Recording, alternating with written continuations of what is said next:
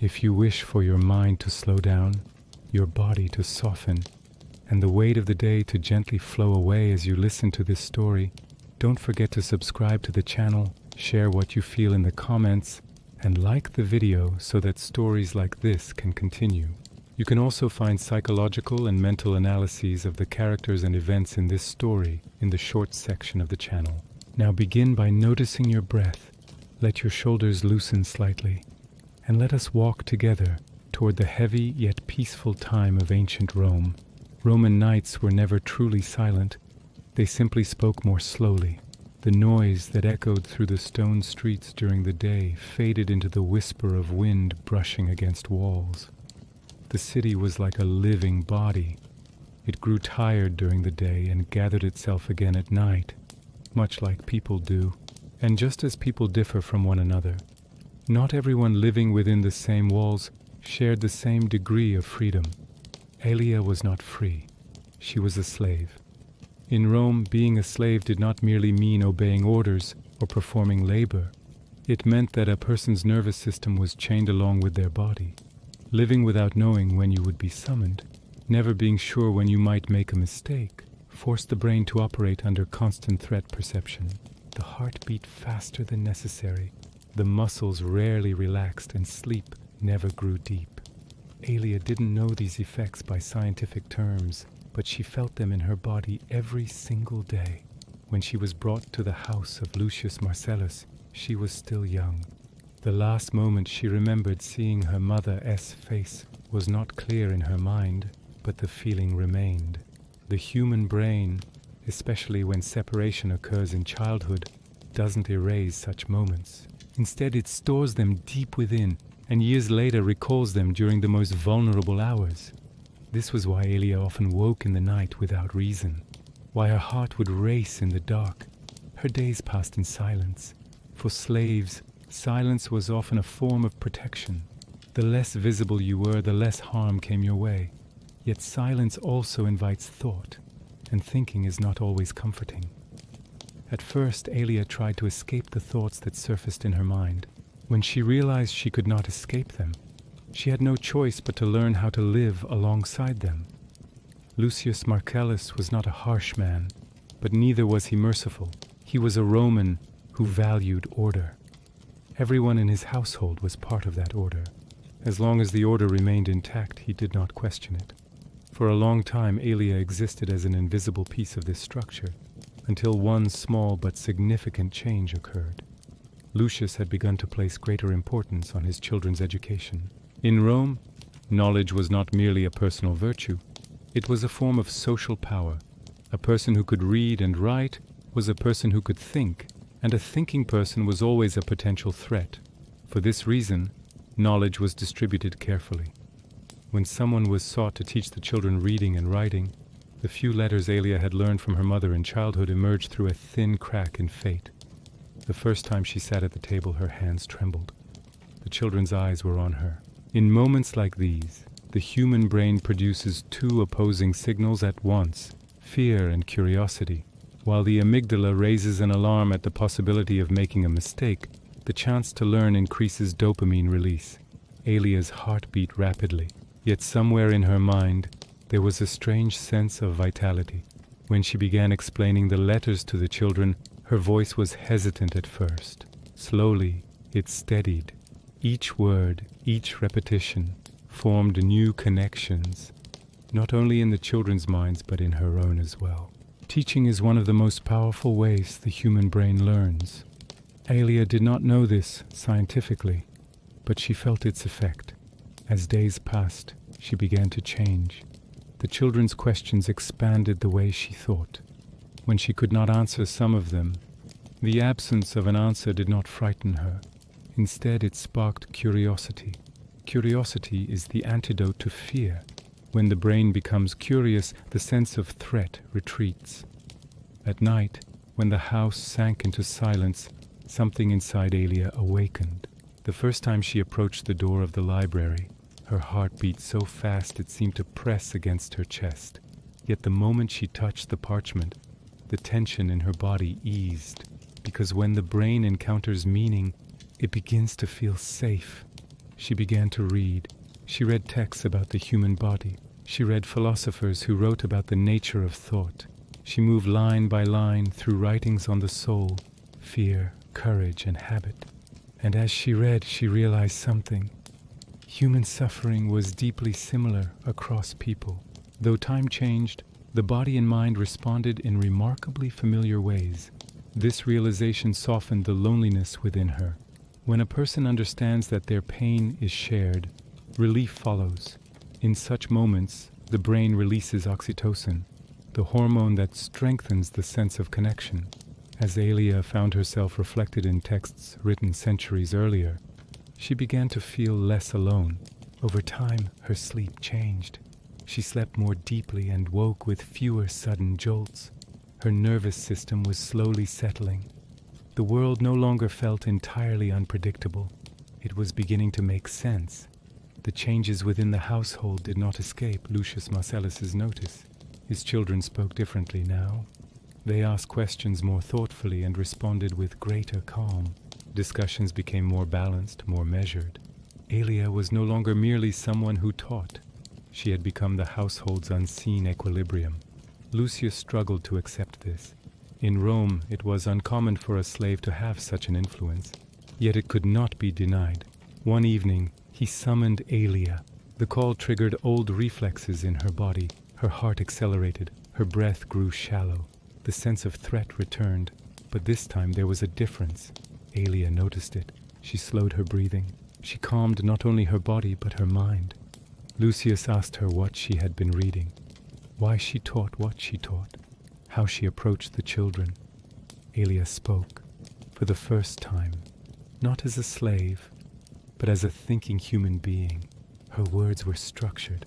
Her thoughts were clear. Fear was still present, but it was under her control. Lucius listened. When the human brain encounters consistency and calm in another person, its defenses soften. Lucius experienced this as well. In that moment, he saw Aelia not merely as a slave, but as a mind. That perception changed everything. Days later, Lucius announced his decision. Aelia would be freed. In Rome, freedom was granted through a document. But for Aelia, that document was merely the final step of a process that had already begun within. Because without the liberation of the mind, the body can never be truly free. When Aelia left the house, she felt fear. Freedom is not always comforting. When a person releases familiar chains, they must face uncertainty. The brain often prefers known pain over unknown peace. Aelia felt this deeply. Yet knowledge became the anchor that steadied her fear. She began living in a small place in the city. She continued to read, to learn. In time, she began to teach others as well. Children of slaves, sons and daughters of poor families. Because she understood this, the earlier a person understands, the less they fear. For Aelia, freedom was not merely the removal of chains. Freedom was knowing one's own mind, understanding where fears came from, recognizing the signals of the body. Knowledge did not make her stronger, it made her more balanced. And perhaps that was true strength. Years later, Aelia still read before sleeping, slowly, by candlelight. Her heart was calm, her breath was deep. Her mind no longer produced threat, it produced meaning. Rome was still noisy, the world was still uncertain, but for the first time, Aelia's inner world was quiet. Because she had learned this, sometimes people search for freedom outside themselves, but freedom always begins in the mind. Rome was awakening, bathed in the first fragile light of dawn. The narrow stone streets shimmered under a golden haze, and the shadows cast by the walls of the houses swayed gently, as if still half asleep. The air was cool, a soft breeze drifting through the lanes, rustling the leaves of the grapevines and olive trees that clung to the city's edges. Aelia moved quietly, her steps almost reverent, and she noticed the rhythm of her heartbeat as it harmonized with the streets themselves, creating a delicate private melody. Each step reminded her that freedom was both a tangible and an abstract weight, a reality she could feel as well as comprehend. Every movement of her body was a reminder of the days she had lived as a slave. Then, her steps had been constrained, measured, monitored. Now each footfall was a conscious assertion of existence, a recognition of both body and mind rediscovering themselves. Deep within her brain, dopamine and serotonin began to flow slowly, weaving a gentle tapestry of delight, curiosity, and a light thrill of anticipation. The city itself seemed alive with subtle instruction. Every sound, every whisper, every distant shout was part of a complex symphony that at first startled her. The clatter of wagon wheels over stone, the distant calls of vendors in the marketplace, the chirping of birds hidden in trees. Each of these noises had once been a threat. Her amygdala, trained over years of controlled obedience, would have recognized them as danger.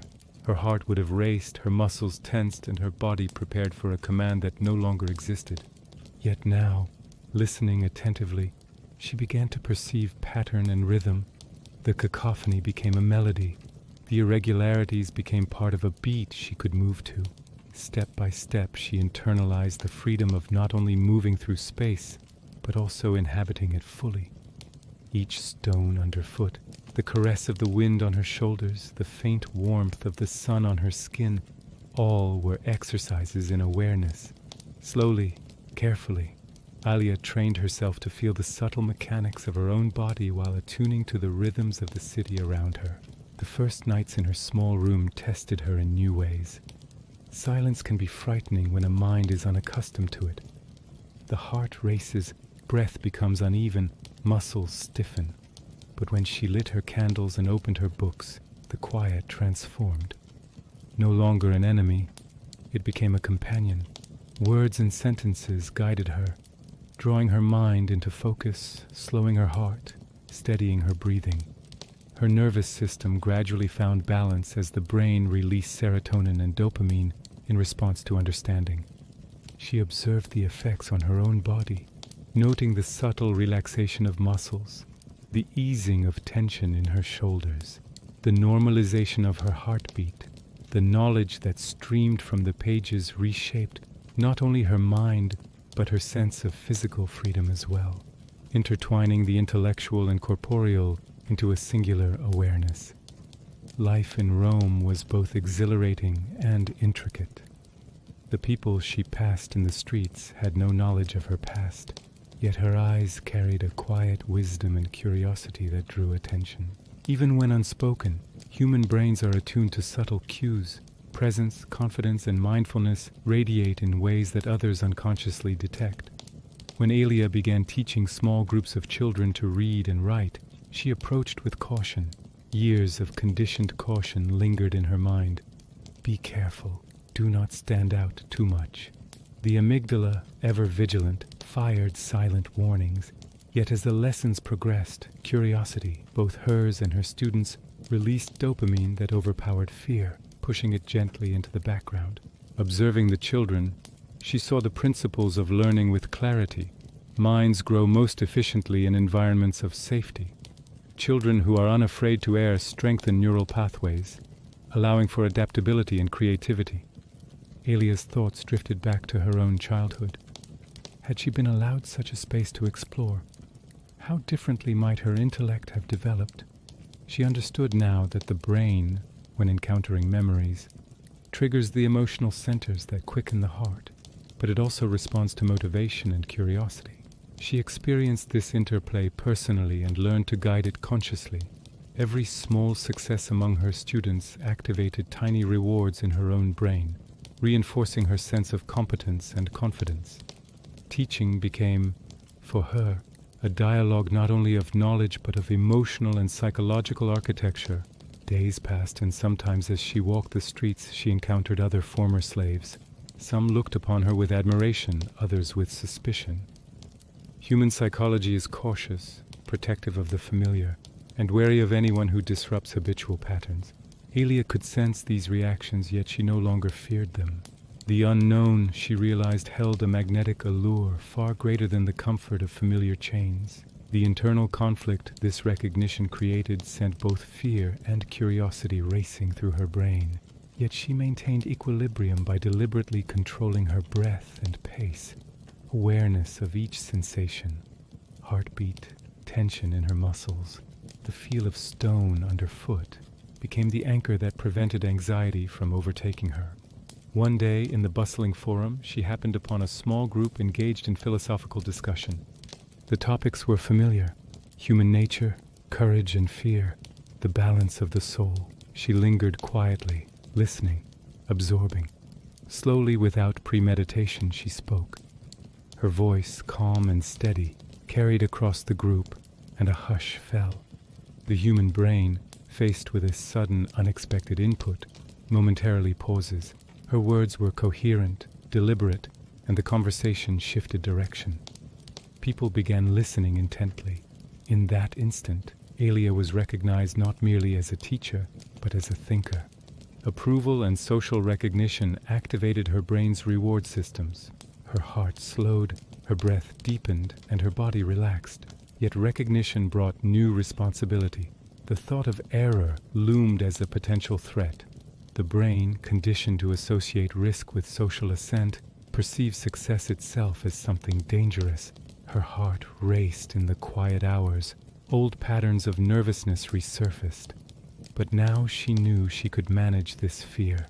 Deep, deliberate breathing, mindful relaxation of her muscles, and conscious attention to her inner state allowed her to regain control. Freedom, she realized, had a most precious side effect: the mastery of one's own mind. Every breath became a lesson in awareness, every exhalation a reinforcement of calm. As her reputation grew, so did the circle of those seeking her guidance. Yet she avoided the creation of a large school, preferring quiet, focused instruction. Human cognition develops more richly in relational, attentive environments than in mass assemblies. Individual attention optimized learning pathways in her students while also offering Aelia new perspectives and insights. Observation of others facilitated empathy and self-reflection, revealing truths about human cognition she had never learned from books alone. She realized teaching was not merely the transmission of information, it was the awakening of self-awareness. Evenings were still spent with books, but now she read without haste. She lingered on sentences, attentive to the spaces between them. Silence was no longer a void. It was a sanctuary, a deliberate mental pause. Candlelight cast dancing shadows on the walls, and she followed the rhythm of her own breathing. When the brain encounters calm, patterned stimuli, concentration strengthens, heartbeat stabilizes, and mental clarity increases. Aelia sensed this instinctively. Sometimes students approached her with questions. Other times, they simply sat and she observed. Watching each child's reactions became a dual exercise, teaching and personal reflection. When a child mispronounced a word, she smiled gently and guided them patiently, reinforcing learning without pressure. These small successes generated positive feedback loops both in the students' minds and her own. Gradually, confidence and self-efficacy built, layer by layer. Through these interactions, she witnessed firsthand how the mind thrives on safe experimentation, curiosity, and attentive guidance. Over the years, her reputation spread from intimate circles to broader communities within Rome. She became known not merely as a teacher, but as a guide. Yet she maintained her inner vigilance, attuned to her body's responses and the subtle games of her mind.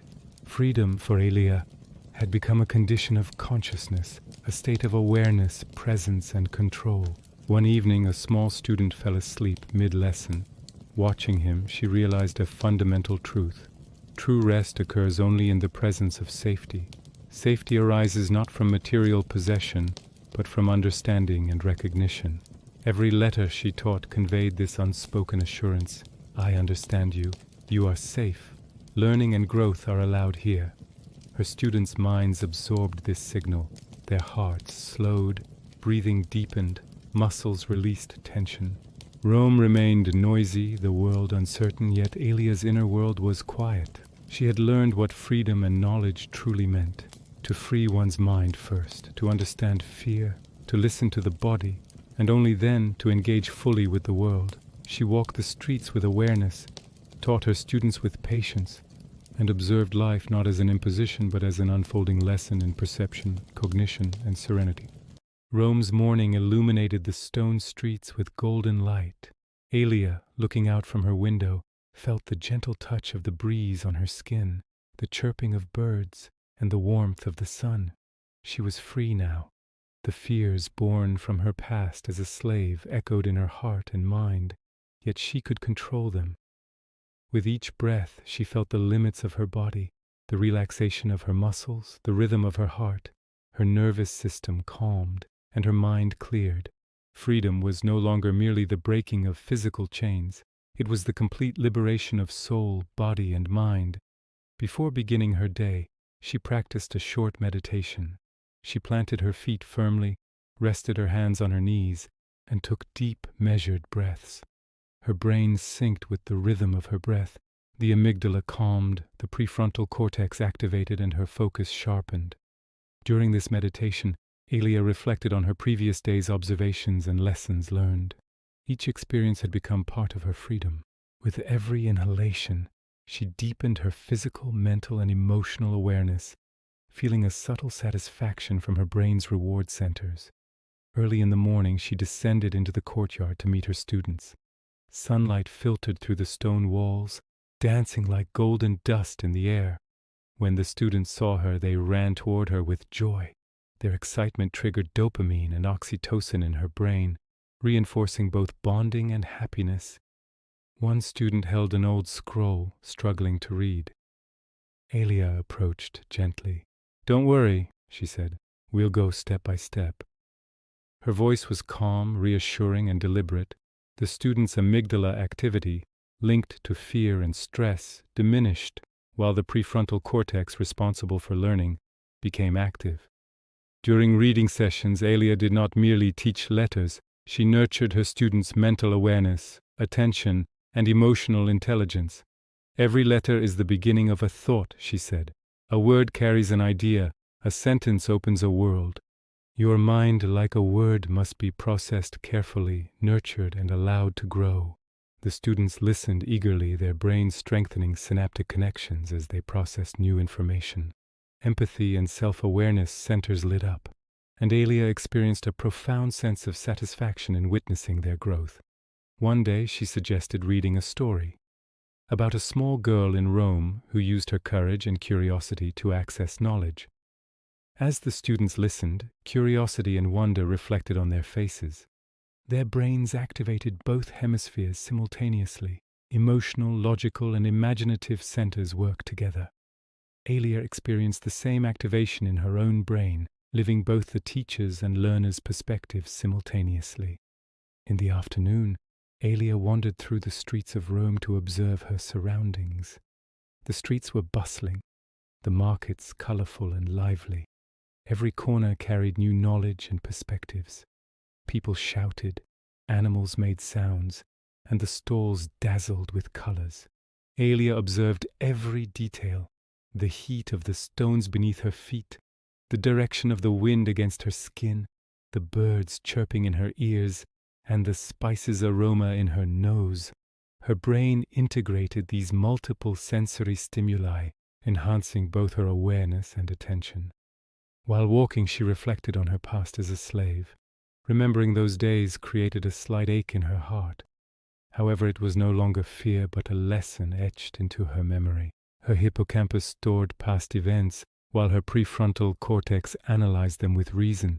"Those days were my chains," she thought, "but knowledge and curiosity broke them. Now I am free. My body, mind, and soul are free." Awareness of this fact sent waves of relaxation through her body. Her muscles loosened, her breathing deepened, and her heart rhythm steadied. Later in the afternoon, Aelia planned a small nature walk with her students. Leaving the stone streets behind, they climbed a gentle hill surrounded by flowers and trees. Leaves rustled lightly in the wind, creating a quiet melody with birdsong. As the students walked slowly, Aelia taught them to observe nature and walk with mindfulness. "Feel your breath with each step," she instructed. "Notice your feet touching the ground, the wind brushing your skin, the rhythm of your heart. Awareness frees you physically and mentally. Some students struggled initially, but soon they slowed their pace, harmonizing with their surroundings. Their brains activated attention and mindfulness centers. Stress hormones decreased while happiness and motivation chemicals increased. During the walk, Aelia posed small philosophical questions. What does courage mean? How do we face fear? Does knowledge give freedom, or does it create responsibility? The students paused at first, then began sharing their thoughts. Each answer formed new neural connections in Aelia's brain, deepening both their ideas and her own wisdom. She realized that freedom was not only a physical or mental state, but also an emotional and social process. Human interaction, empathy, and mutual learning constituted freedom's deepest dimensions. As night fell, Aelia sat alone in the courtyard. The soft light of candles flickered on the walls, casting dancing shadows. She opened her books and began her nightly meditation. Counting her breaths, observing her thoughts, she let go of past and future. Her brain calmed, and harmonious communication formed between the amygdala, prefrontal cortex, and hippocampus. Her heart slowed, muscles relaxed, and her nervous system stabilized. This ritual helped her integrate the day's lessons and experiences. Later, Aelia climbed to the rooftop to watch the stars. The sky stretched vast and dark, and the stars shimmered as if whispering wisdom from distant ages. She realized knowledge was not confined to books. It existed in every moment of life. Every breath, step, and observation was a piece of understanding. Her mind connected the vastness of the stars with the intricate networks of her neurons, generating both peace and awe. This awareness represented the ultimate dimension of her freedom, living fully in harmony with life, herself, and the universe. Aelia now understood freedom in its entirety. Breaking physical chains had been only the beginning. True freedom meant living fully integrated with mind, body, emotions, and social relationships.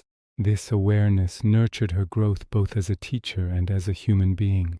Closing her eyes, she felt complete serenity. The rhythm of her heart, the pattern of her breath, the relaxation of her muscles. Every piece of knowledge she shared, every moment she observed, reinforced her own freedom. The power of knowledge had become the cornerstone of her life, and it would accompany her every moment from then on. As the cool night air brushed her skin, she reflected on the day's moments, the children's laughter, sunlight on her shoulders, the subtle rustle of leaves. Every detail seemed interconnected, a delicate symphony that her mind and body recognized. She understood that freedom was not a single event, but a continuous conscious awareness of life's flow. The people she met, the vendors, children, and elderly observers, each carried unique rhythms of mind and heart. Teaching, she realized, was about connecting with these unseen currents, fostering understanding, empathy, and mindful growth. Raising her eyes to the constellations, Aelia imagined the cosmos mirrored in her neural networks. Thoughts and memories formed constellations guiding her understanding of herself and the world. In this reflection, she appreciated the balance in her life: freedom tempered by responsibility, curiosity tempered by patience, knowledge tempered by humility. She inhaled deeply, feeling gratitude for her liberation, for the chance to guide others, for the endless discoveries each day offered.